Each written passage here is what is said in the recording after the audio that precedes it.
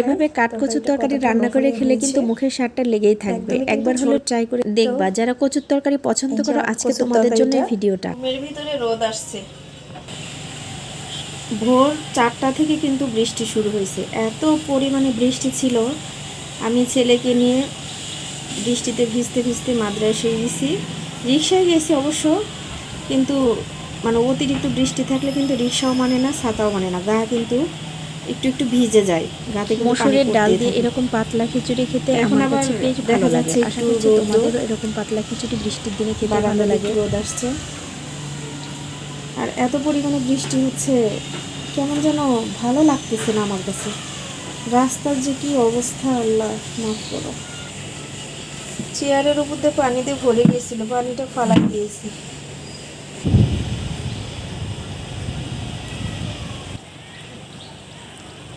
এত বৃষ্টি হলে মানুষের জীবন চলাচল একদম দুর্বিষহ।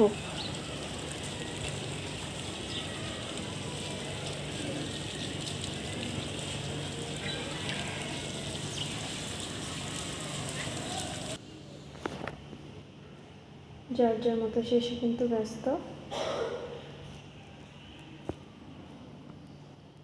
জানালা বন্ধ, জানালা দিকটা আলো আসতেছে।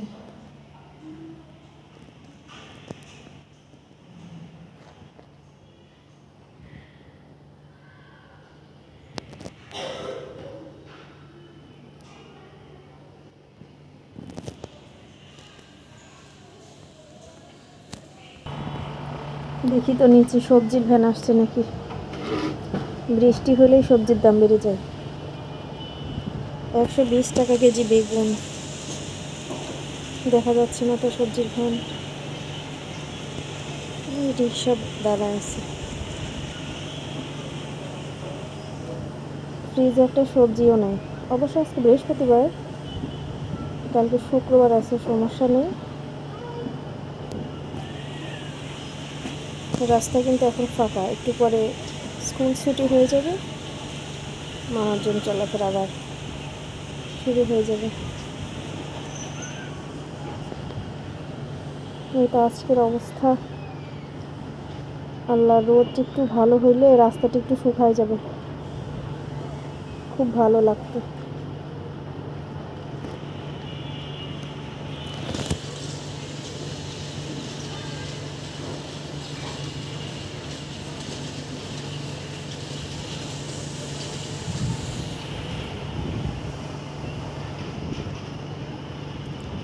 রিক্সার উপরে এখন সুন্দর একটা সিস্টেম, কাগজ দিয়ে রাখে, তাহলে গাতে পানি পড়ে।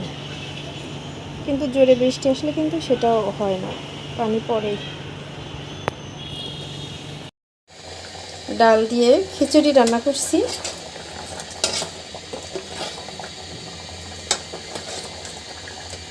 সবজি খিচুড়ি একটু পাতলা করে মানে রান্না করব।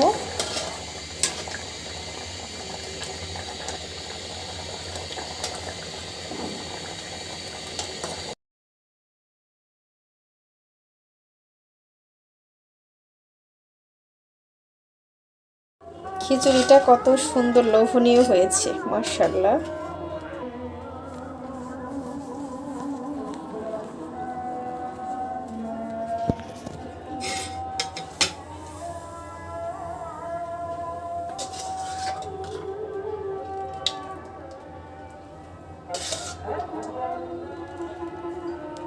অনেক মজা হবে খেতে।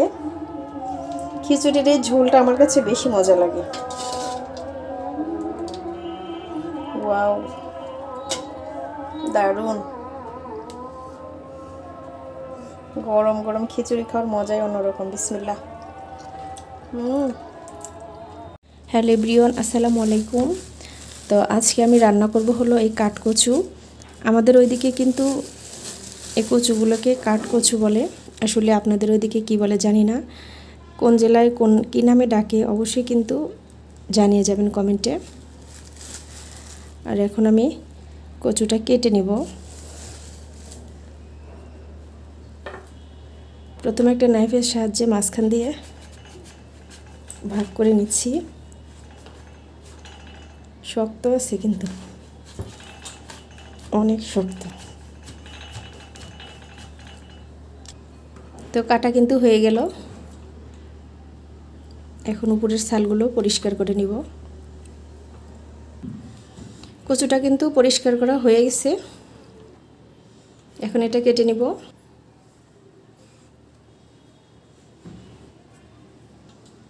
ছোট ছোট করে পিস পিস করে কেটে নিব।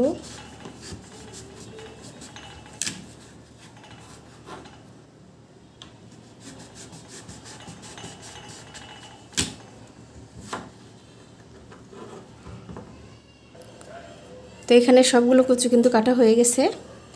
এখন উঠায় নিচ্ছি।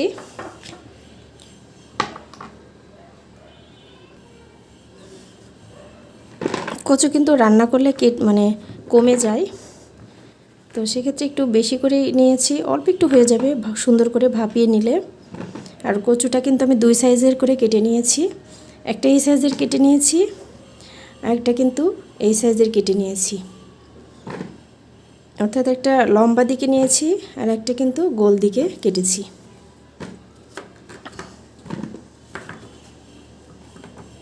কত সুন্দর কালার, মাশাআল্লাহ।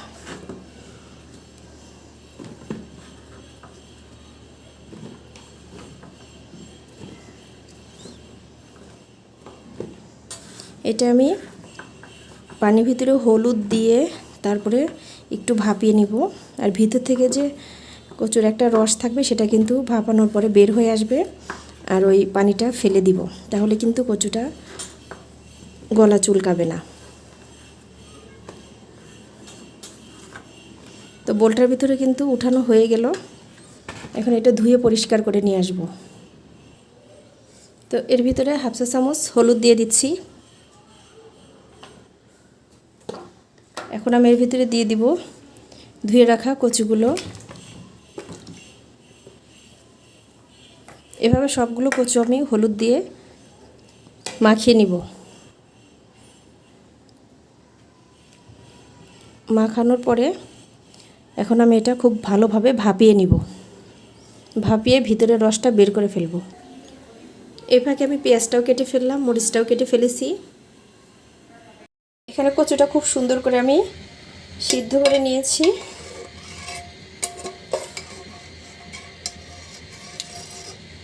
সিদ্ধ হয়ে গেছে কিন্তু একটু দেখাই, এই যে একদম নরম হয়ে গেছে। এটা এখন পানিটা ঝরে ফেলবো। আর ভিতরের যে মানে একটা রস ছিল কচু, যেটা দিয়ে গলা ধরবে, সেটা কিন্তু আর থাকবে না। সমস্ত রস কিন্তু বের হয়ে গেছে, আর সাথে হলুদ আছে, তাহলে কিন্তু গলা ধরার একটু ভয় থাকবে না। আপনারা কিন্তু এভাবে একটু সিদ্ধ করে নেবেন। ডাল দিয়ে খিচুড়ি রান্না করছি।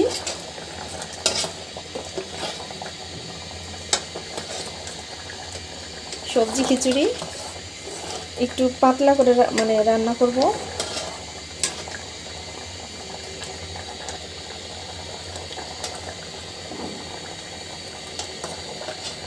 ডালটা একটু বেশি দিয়েছি, চালটা একটু কম দিয়েছি। তো এখানে আমি কয়েক পিস বড় মাছ নিয়েছি। তো এই মাছটা দিয়ে কচুটা রান্না করব। আর এই মাছগুলো খুব সুন্দর করে ধুয়ে পরিষ্কার করে নিয়েছি। এখন দিয়ে দিচ্ছি এর ভিতরে একটু হলুদ,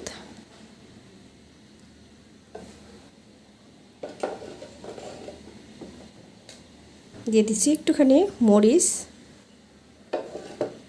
আর সাথে দিব একটু স্বাদ মতো লবণ। এখন লবণ, হলুদ, মরিচ ভালো করে মাছটার সঙ্গে মাখিয়ে নিব।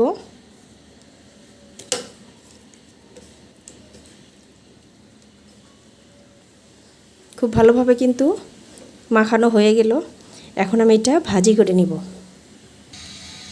কড়াইয়ের ভিতরে তেলটা দিয়েছি, তেলটা কিন্তু গরম হয়ে গেছে। তো এখন দিয়ে দিচ্ছি এর ভিতরে মাছগুলো।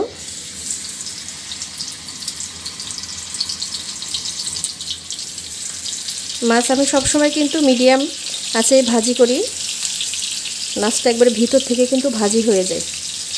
আর হাই হিটে রান্না করলে কিন্তু দেখা যায় যে উপরে পুড়ে যায়, নিচে কিন্তু কাঁচা থাকে।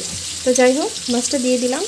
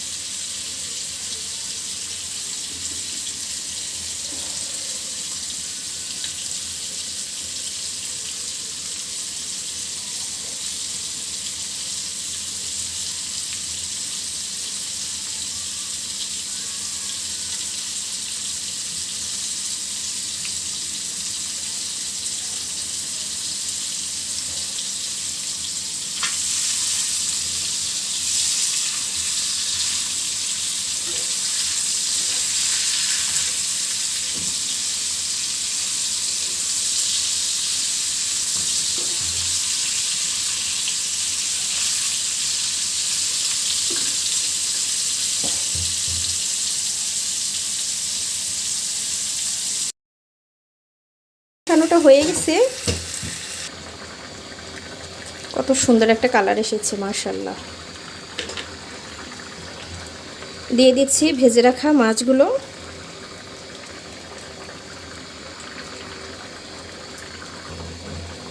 আর একটু ঢেকে দিব।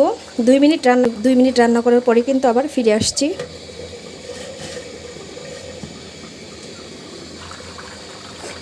দিয়ে দিচ্ছি উপর দিয়ে একটু ভাজা জিরাটা।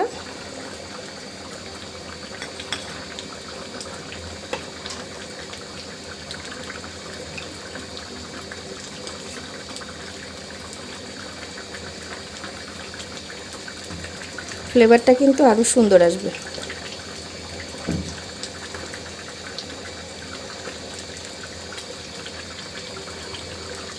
দেখাই তরকারিটা কতটা লোভনীয় হয়েছে। একদমই কিন্তু ঝোল রাখা যাবে না। যারা গলা চুলকানোর ভয়ে কচুর তরকারিটা খেতে চাও না কিন্তু ভীষণ খেতে ইচ্ছে করে, আর তোমরা কিন্তু অবশ্যই এই ভিডিওটা ফলো করবা। নিশ্চিত করে বলতে পারি যে গলা চুলকাবে না, আর খেতে ভীষণ মজা হবে। আজকের মতো এ পর্যন্তই বিদায় নিচ্ছি। সবাই ভালো থেকো, সুস্থ থেকো। আল্লাহ হাফেজ।